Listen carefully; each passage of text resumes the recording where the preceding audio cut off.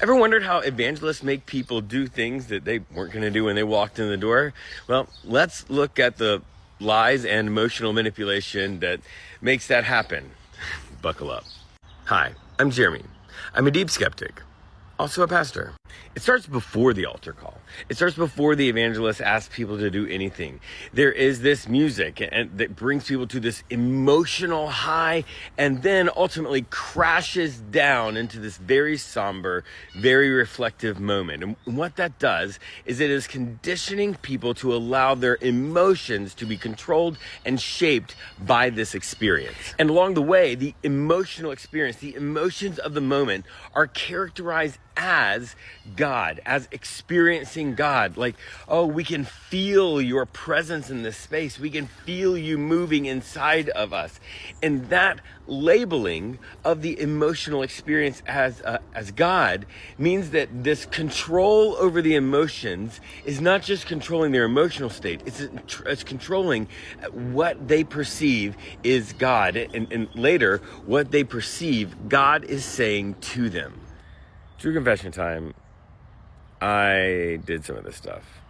Not all of this stuff, but I grew up in it. And when it was time for me to be a youth pastor, to be a traveling speaker, I just knew I employed all of these things. And let me tell you, one of the things that I learned is just intrinsically, in my soul, I knew when I had a group.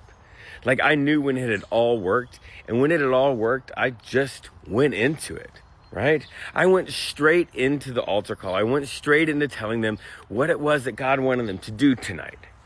But if I didn't, we had to do some work, or to be honest, sometimes it just failed because there were lines I wouldn't cross.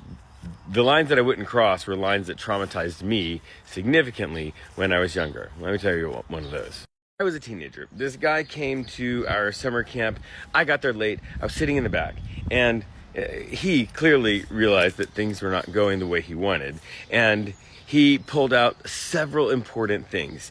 First, he had us sit down, every head bowed, every eyes closed, and he started asking who wants to get saved, who feels that they have sin in their lives, but mostly, who is it that feels like they need to come forward? And he said, what I want you to do right now is just lift up a hand. I just want you to lift up a hand and tell me, if you feel like you need to come forward and receive salvation. And then he would say, I see that hand. I see that hand. And what he was doing was he was building a sense of peer pressure, which is one of the tactics that evangelists use, both with adults and with teenagers. Of course, it works really well on teenagers.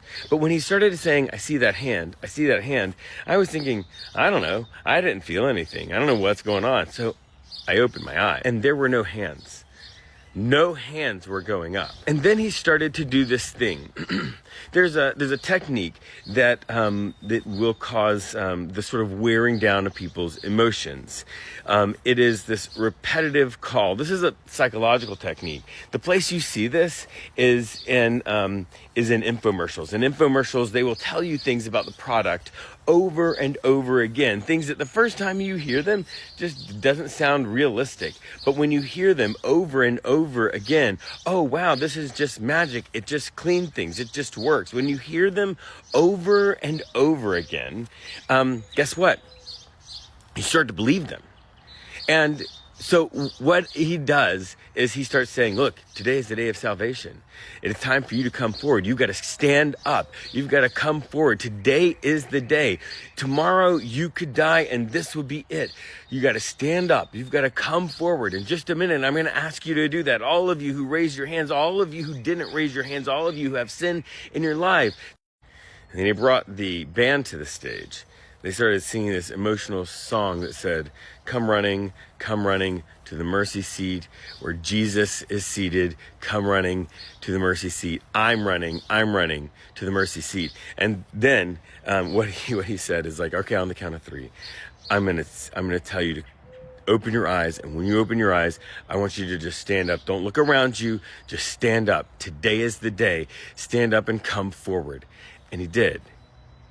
And everybody did. All of those people who had not been interested, all of those people who were not raising their hands, which was a simple, really low bar, he had gotten them not just over the bar of raising their hands, he had gotten them all the way to standing up in public and walking forward. He had done that by repetition. He had done that by making a sense of peer pressure that lots of people were doing this. And it was just lies and manipulation. Another thing that's at work here is isolation. And obviously not isolation from your friends and these are isolation totally from all the people, because there are lots of people in these church camps, but it's isolation from your family. So teenagers' brains are not fully developed, especially the part that has forecasting and reasoning, and so what they'd often do is end up leaning on their family. There are older people in their family that can do that. And if their older family members were there and the guy started talking about how horrible and dirty and how scary hell was, their mom would probably have put an arm around them and comfort them. And maybe their dad would have been like, that's bullshit. Or something like that, because dads often tell it how it is, and they would have had some support in not doing that. They would have had something anchoring them emotionally and mentally and cognitively, and sort of giving them a little bit of protection against the manipulation of the evangelist. There's a lot more techniques in this. I'll tell you more about them later, but this has to stop. If you're going to a church that has altar calls at camp, maybe just don't send your kids to camp, or maybe go yourself so that you can be the arm around them saying, hey, chill out, this guy's like being manipulative, or prep them ahead of time and say, look, here's what happens. Here's how they manipulate you. Don't be manipulated. You can have fun with your friends at camp, but just don't give in to all of this kind of stuff. Use your brain. And if you want to make some sort of commitment, if you want to become part of that religion, go for it, but don't do it because you were in this emotional state and some evangelist manipulated you. But if you're church, you're planning your summer camps right now, stop. Stop manipulating.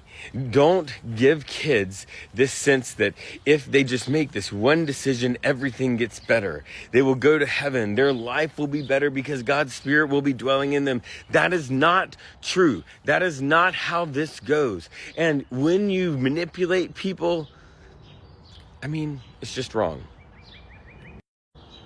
And I did it. And I regret it. I didn't do it at the level of this guy. There was lots of part of me that were traumatized, and I tried to do something different, but it keeps me up at night. And to be honest, it should you too if you're doing that.